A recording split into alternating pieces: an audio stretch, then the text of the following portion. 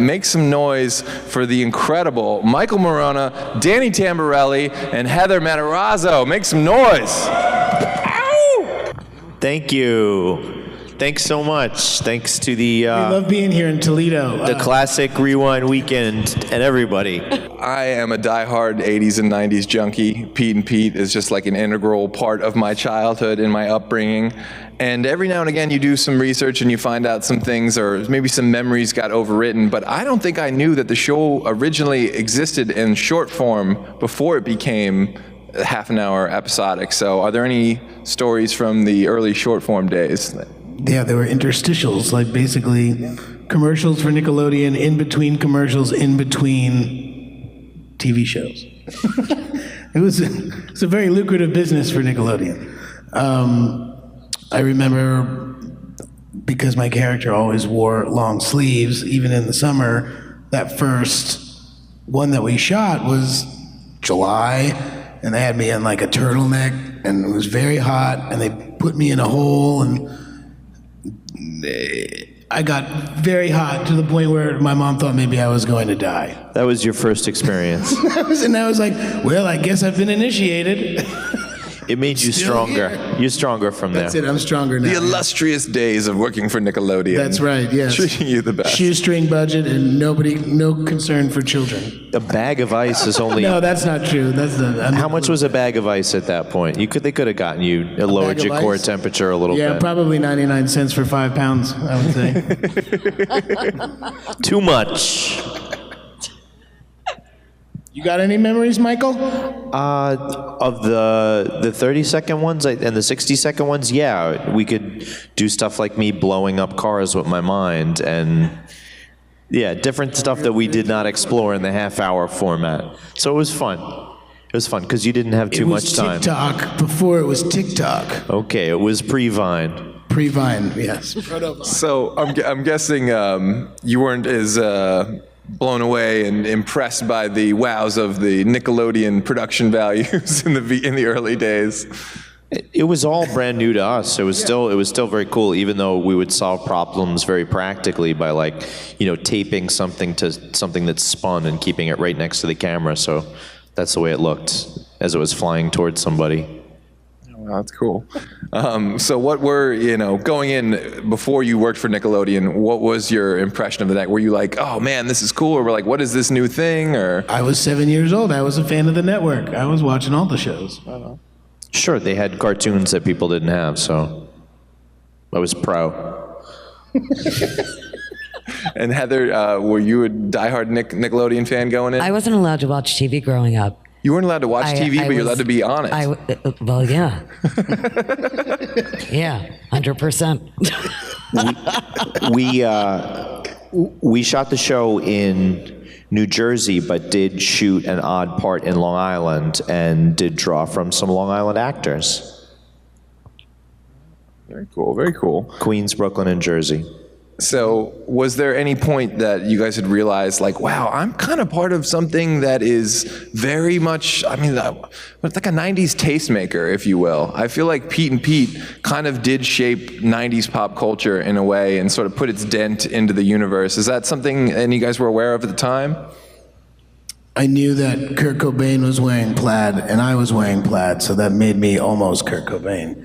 And in that moment, I was like, okay, maybe we are doing something cool. No. He's still with us today, Dan Tamborelli. Well, that's why I said I'm almost Kurt Cobain. Too soon? I don't know. It's always going to be too soon for kids of the 90s. That's true. We didn't have slap bracelets on the show, but that was very popular in the 90s. So we stayed away from that. We were more of like the niche kid in the back of the classroom with mismatched socks and picking his nose and stuff. But that was cool. That's very 90s to me. Like they graduated too. Those kids graduated too. They're all doing okay too. Now they own their own businesses and they come to our conventions. Thank you. And now they're running the world. They have a table right over there. So any stories from the audition process of, first getting on the show for everybody? I went in for my audition and came out, and the producers and the director came out directly after me, which is not something that normally happens. And my mom was sitting there and she's like, "Oh no." What did he say? He said a They're bad word. They're all coming out to scold me. And no, they just said that they wanted to work with me. So it was actually a pleasant thing. For 5 seconds though, my mom was like, "You're gonna be grounded, you're gonna do all this, you're fucked." It just didn't happen. And They brought in all the redheads in New York, and I rose above them to work alongside my little fake TV brother. At the time, Carrot Top wasn't so jacked, so he Easily bested him with a match for Michael Rappaport's bastard son.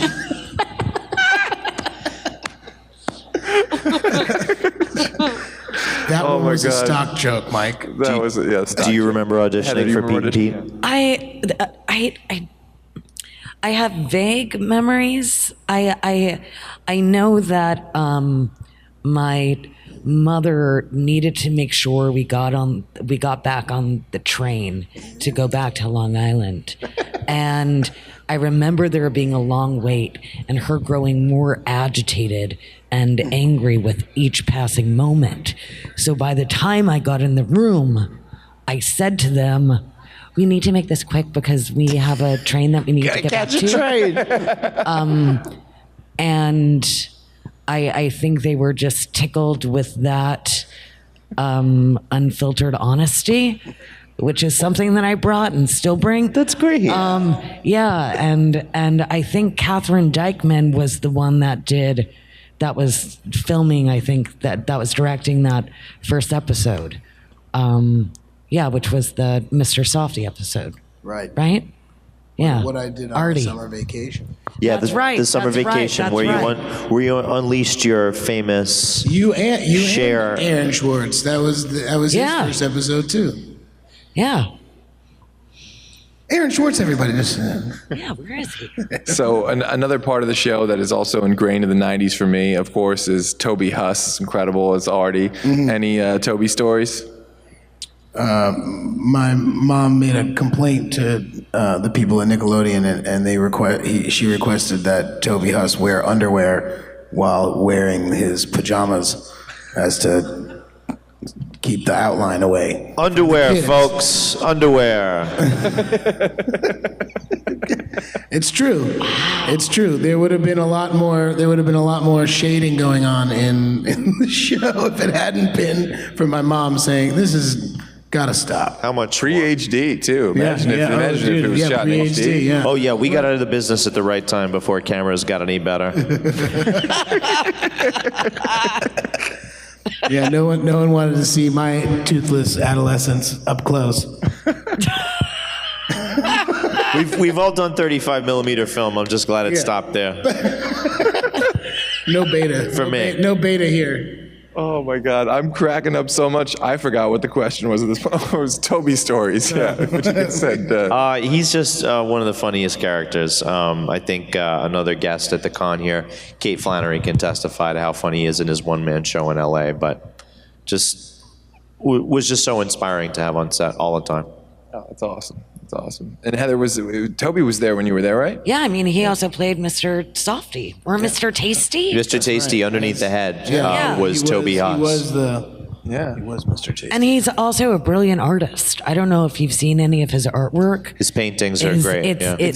He's absolutely incredible. It's funny too because he's one of those actors. I didn't realize I had also seen him in a million other things because he's kind of a chameleon, you know. I didn't realize that's Artie. Oh my God, that is.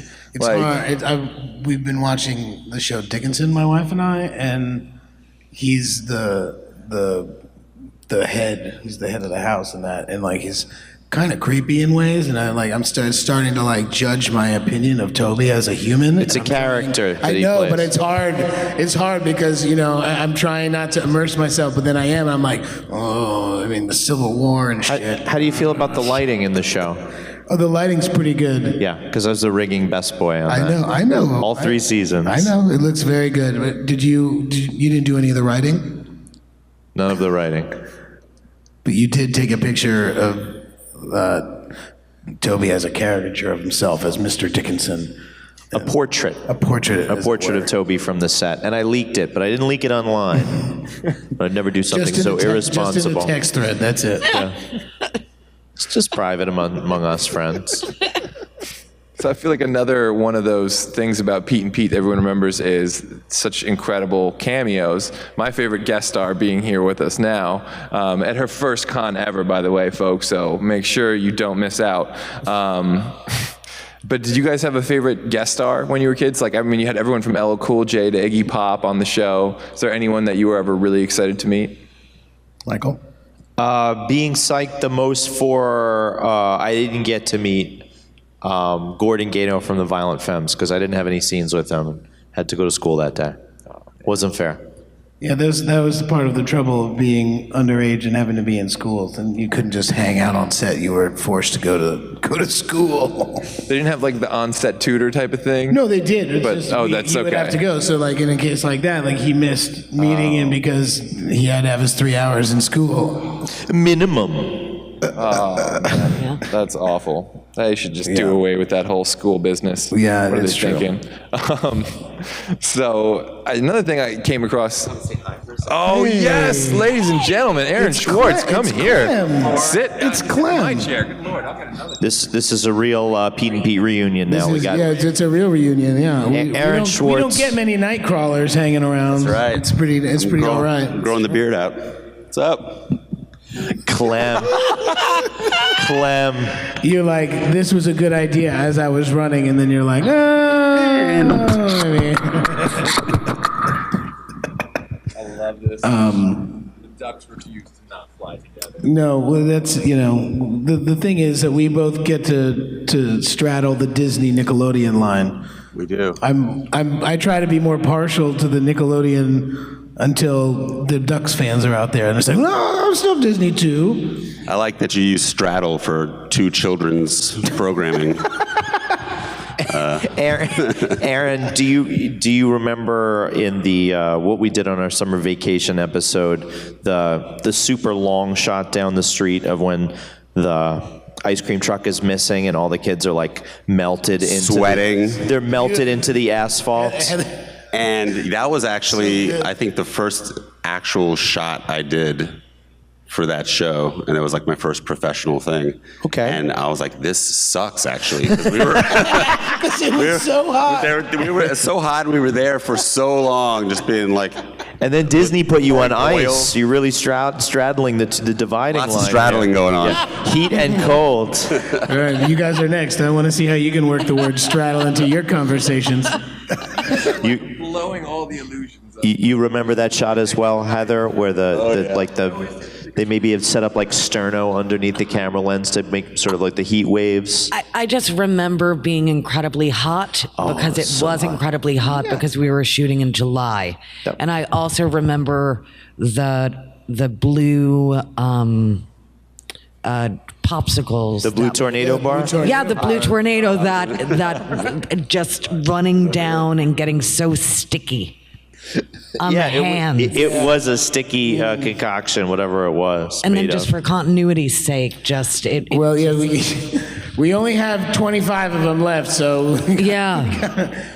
And take being, it away from her. Her hands are hot. So it's hot outside. were we It's warned my not to fault. eat them? I'm trying to remember. Were we warned not to eat the blue? They told us not to because there was, I remember this specifically because I really wanted to eat one of them. I would have told, if I was a prop, on that show in charge of those things, I would have told everybody they had antifreeze in them or something like that. Like They did poison. something like that. Yeah, they Poison. did. You were not they were not edible. It was basically like a bunch of dye in there, and Yeah. I think one of the extras did eat. Oh, no. Or like tried to lick, and there was just blue all over their face. Oh, it's like And they had to send them home. It's like if somebody tries to pee in the You can't pool. be on a TV show Yeah. if you got blue on your chin like that.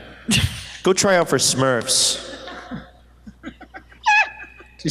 Try to straddle Just, that. Just straddle that chair and get on out of here, kid. Yeah, please. Yeah. So another thing I came across in my research, is there anything you could tell us about the supposedly abandoned Pete and Pete movies? Is this true, fact, or fiction?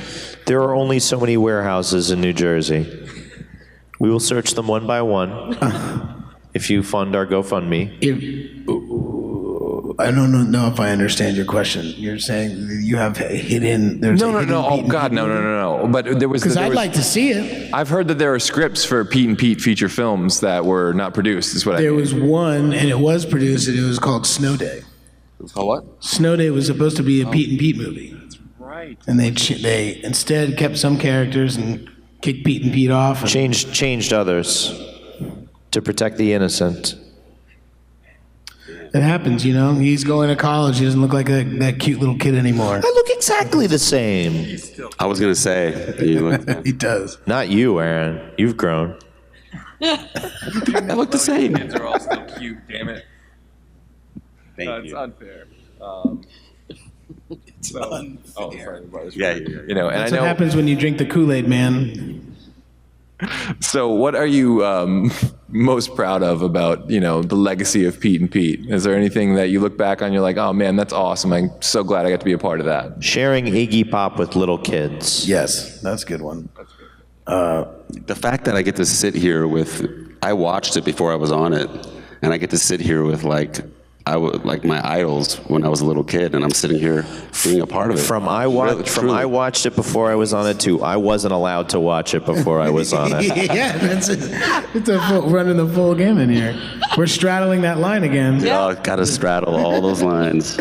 I like the legacy that Little Pete's tattoo is so profound that most people who are rational human beings that think cognitively and are smart will still ask me if the Petunia tattoo was real. Yeah. That's how intense it can be. They have discernment. I was 7 years old. Do you think that was a real tattoo? Oh, Hey, buddy, it's not real. That was for effect. I was on the subway in New York City, and this girl stops the car and looks at me, and she's like, "Oh my God!" And I look at her arm. She recognized me from Pete and Pete, and I was older. And she has a Petunia tattoo, a legit Petunia. And I And sent the you arm the photo. is stuck inside the subway car, and then the subway keeps going. And then just the arm fell down, straddled the subways. But yeah, that is true. I have a lot of from being in a band and playing across the country. These people come to my shows, and I'm going to have a coffee table book. I have at least 100 plus photos of people with real, legit Petunia tattoos. That's amazing. Yeah, I know. Could be a fun book.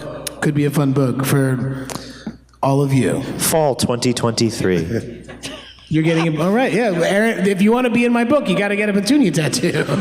If you want to be in my book, you got to get Petunia tattoo. Oh man, no. Sorry. I refuse to have that song in my I'm head. sorry. I know that was messed up, man. I'm like, son of a bitch. I should ask, Heather, is there anything that you're proud of about your time on the show, or just were you that they eventually allowed you to watch it? Was that cool? I think that it's a show that was really ahead of its time in so many ways, and I'm always happy to be part of. I mean, I've been very fortunate in my career that a lot of the things that I've gotten to participate in have some kind of cult status in these little pockets, and I don't know about y'all, but for me at least, I'm always for the underdog, and it's a series about these not fucking cookie cutter fucking blonde hair, blue eyed, cutie patooties. They were awkward and they were weird and They owned it. And that was endearing, I think, to a lot of other kids that felt that way, and they finally got to have that representation. So that's something that I'm proud of.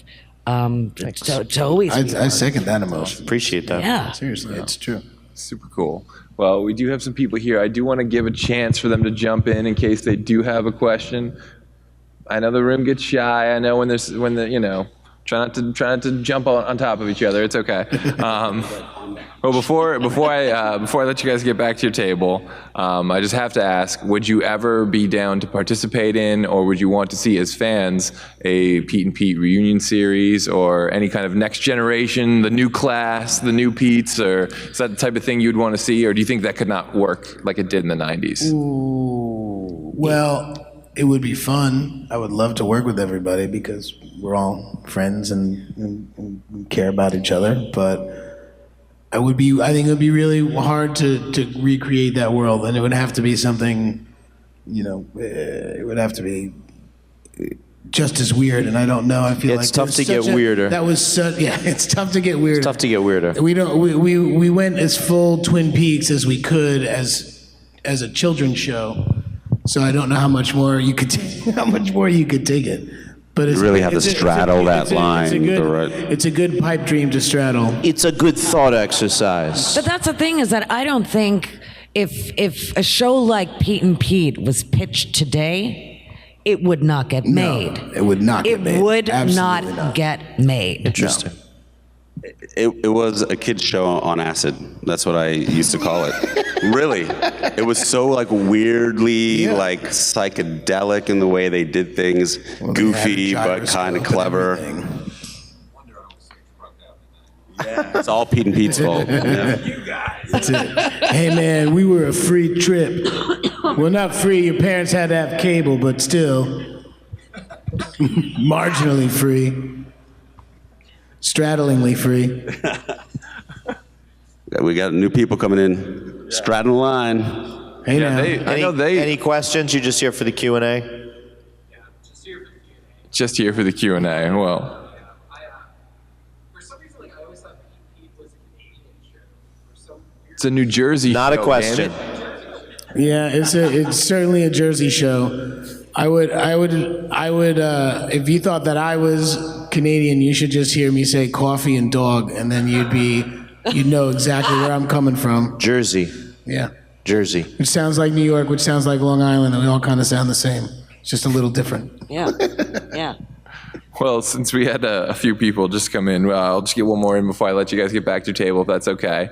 Are there any stories you have about the creators? Obviously, Will McRobb and Chris Viscardi. Any stories there? During one of the shorts, probably very early, little Pete was wearing steel toe boots.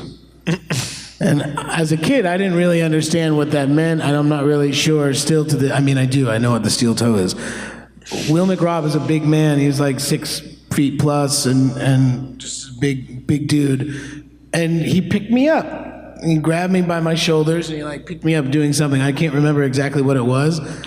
And I kicked him in the shins with steel toe boots on, and he still has a scar on his. I'm forever in Will McRobb's life if he just looks down at his shin. Did he drop you? Yeah, he did. He was like, I kid him. He's like, oh, he put me down. I would have put you down. Don't you pick up the talent? I'm the talent. I would have put you down hard. What's that? If you kicked me in the shin with Steel toe boots? Yeah. Yeah. And I think that was the last day that little Pete wore steel toe boots. He saved the whole. Promptly got that taken away from me. He saved the whole show by not just slamming you to the ground. That's right. Oh yeah, no, that was George C. Scott. That's a whole different other thing. Oh. Yeah. I would say that you can look for Chris Viscardi as we walk over him with the metal detector in the What We Did in Our Summer Vacation episode, if you want to see him sunning himself. And it's just a sweet cameo for a sweet guy. Oh, awesome. Very cool. And Heather, any stories? I don't. No. When I was a kid watching the show, you forget, you don't realize at the time that it's created by people who aren't on the show. It just seemed like, oh man, these cool kids are just running around making this weird show. I love it. But as an adult, you look back and you think, man, these guys really shaped the 90s a little bit. Like, you think Wes Anderson took a lot of cues from, Pete and Pete. I can see there's a lot of things where I can see like a little bit of Pete and Pete's influence in. And you can see a lot of it in the TV show Scrubs. Oh, for sure. Yes, definitely. And there's a reason for that, because the DP John Inwood was the the DP on that. So there's a lot, and even like the whole feel. Yeah, I mean, would you agree with that? That is a mind blow.